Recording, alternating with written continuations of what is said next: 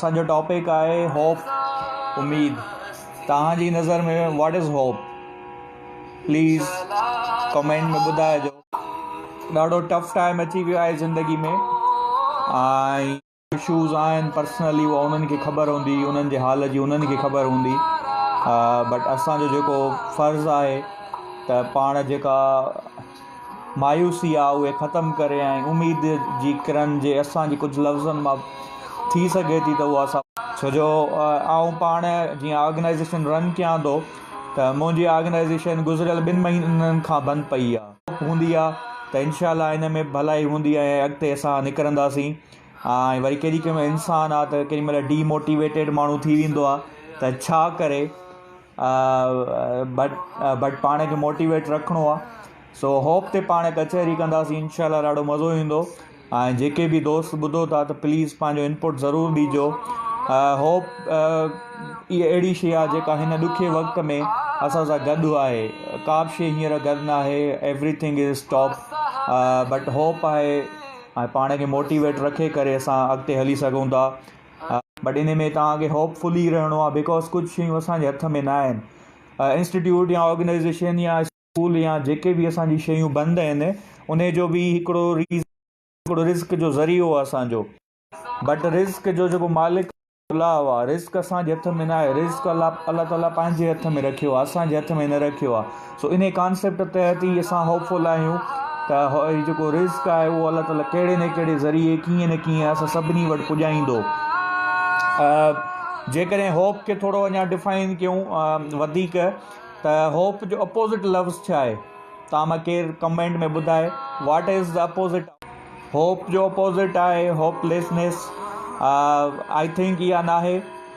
Hope जो opposite जेको असां सम्झूं था, जेके ट्रेनर जी फील्ड में या जेके मोटिवेशन ॾियनि पिया था माण्हुनि खे, उन्हनि जी आहे त होप जो अपोज़िट आहे एरोगेंस। इहा एरोगेंस जो हिकिड़ो आहे ऑप्शन जेको असां एरोगेंस रखूं था त जेको असांखे नज़र थो अचे त कोरोना जे करे सभु शइ स्टॉप थी वई आहे ऐं जेको आहे का बि शइ हींअर कान्हे का ऐं अलाए छा थींदो। इहो हिकिड़ो पंहिंजे अंदरि जो एरोगेंस आहे जेको असां होप खे पंहिंजे अंदरि में डिफाइन करे वेठा आहियूं। त इन जो होप एरोगेंस जो अञा डिफाइन कजे त ईअं बि आहे त what you sees is right, मतिलबु जेको मूंखे नज़र अचे थो उहो सही आहे। इहा हिकिड़ी एरोगेंस आहे। हो नज़र इहो थो अचे त हो कोरोना जे करे लाइफ स्टॉप थी वई आहे, बीमारियूं वधी वियूं आहिनि, ज़िंदगी ठप थी वई आहे, लॉकडाउन आहे, बिज़नेस ठप आहिनि, लाइफ स्टॉप आहे। सो इहो हिकिड़ो अंदरि में एरोगेंस आहे जेको असांखे इहो ॾेखारे पियो थो इहा शइ बंदि आहे। बट इहा एरोगेंस खे ख़तमु कयो ऐं होप जो जेको हिन डिफ़िकल्ट टाइम में there are 2 kinds of people. One is pessimist. उहो पेसिमिस्ट माण्हू उहे हूंदा आहिनि जेके सिर्फ़ु फेल्यूअर खे हमेशह सम्झंदा आहिनि त फेल्यूअर इज़ अ परमानेंट। पाण फेल थी वियासीं, को लॉस पइजी वियो या कंहिं शइ में रिजेक्ट थियासीं, असां हुनखे कंसिडर कंदा आहियूं त इहा हिकिड़ी परमानेंट शइ आहे ऐं जेको आहे हमेशह इहा असां सां गॾु रहंदी ऐं जेका आहे ऐं मां हमेशह अहिड़ो ई रहंदुमि। ऐं जेका ज़िंदगीअ जा हर पार्ट्स जेके बि आहिनि उहे सभु हींअर ख़तमु थी विया। बट एक्चुअली ज़िंदगी जा लाइफ जा पार्ट्स बंदि न थींदा आहिनि। इहा हिकिड़ी पेसिमिस्ट वारी सोच हूंदी आहे। ॿियो वरी जेको काइंड आहे ऐं उहे वरी शयुनि खे, जेके पेसिमिस्ट हूंदा आहिनि उहे वरी पर्सनली वठंदा आहिनि शयुनि खे। कोरोना खे पर्सनली असां वठंदा आहियूं पाण।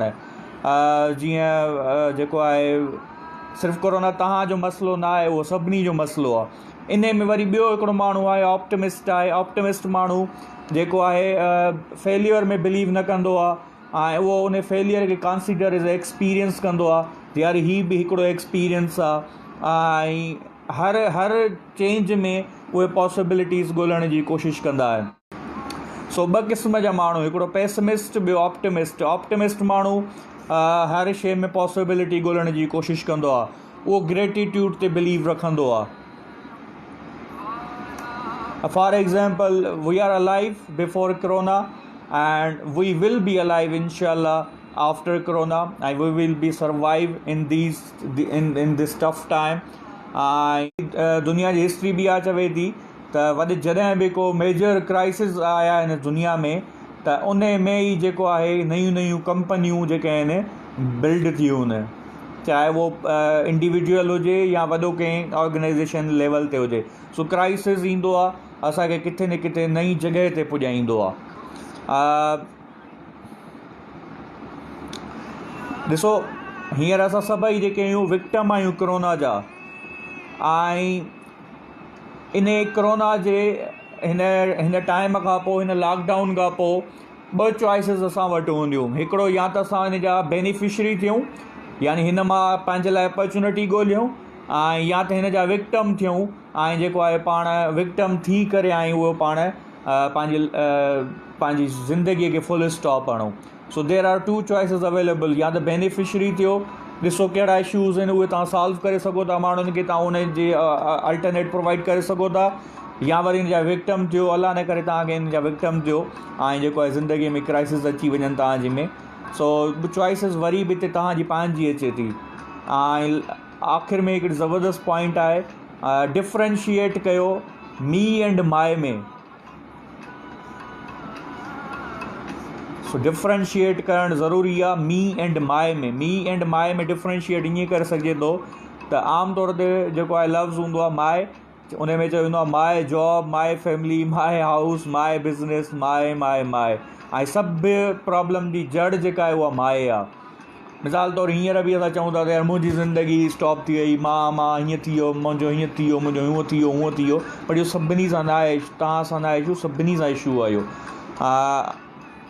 ऐं वरी जेको मी आहे उहो वरी प्योर ह्यूमन आहे, ऐं उहो प्योर सोल आहे, ऐं उहो बिलीव कंदो आहे हम्बलनेस में, उहो लव में बिलीव कंदो आहे, पीस में बिलीव कंदो आहे, ग्रेटिट्यूड में बिलीव कंदो आहे, शुक्र अदा करण में बिलीव कंदो आहे। मी एंड माए में डिफ्रेंशिएट कयो तव्हां। ऐं सभु दोस्त ख़ुशि रहिजो ऐं पंहिंजो ख़्यालु रखिजो। जेके सराउंडिंग में माण्हू तव्हां सां आहिनि उन्हनि जो बि ख़्यालु रखिजो। अल्लाह हाफ़िज़।